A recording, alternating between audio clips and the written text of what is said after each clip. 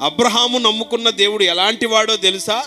ఎలాంటి వాడో చెప్పండి అంటే, ఆయన ఉన్నవి లేనట్లుగా లేనివి ఉన్నట్లుగా చేయగలిగిన వాడు. అబ్రహాము నమ్ముకున్న దేవుడు ఎలాంటి వాడో తెలుసా? ఇంకా చచ్చిన వాళ్ళని, మృతుల్ని కూడా సజీవులుగా చేయగలిగిన దేవుడు. హల్లెలూయా. అలాంటి దేవుణ్ణి అతను నమ్ముకున్నాడు. ఎప్పుడు? ఏ ఆధారాలు లేనప్పుడు. తోమా గారు ఏమంటున్నాడు? మీరు నమ్మితే నమ్మారు కానీ నేను మాత్రం నమ్మను.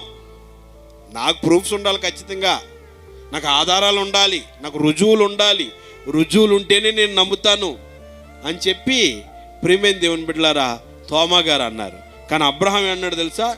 నిరీక్షణకు ఆధారాలు లేవు కానీ నేను నమ్మాను. హల్లెలూయా.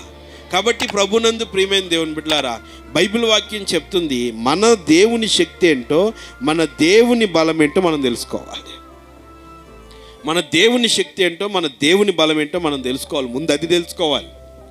అది తెలుసుకోకుండా మనం ఇష్టానుసారంగా మనం ప్రవర్తించామనుకోండి, దాని వలన ప్రయోజనం ఉండదు. హల్లెలూయా, హల్లెలూయా.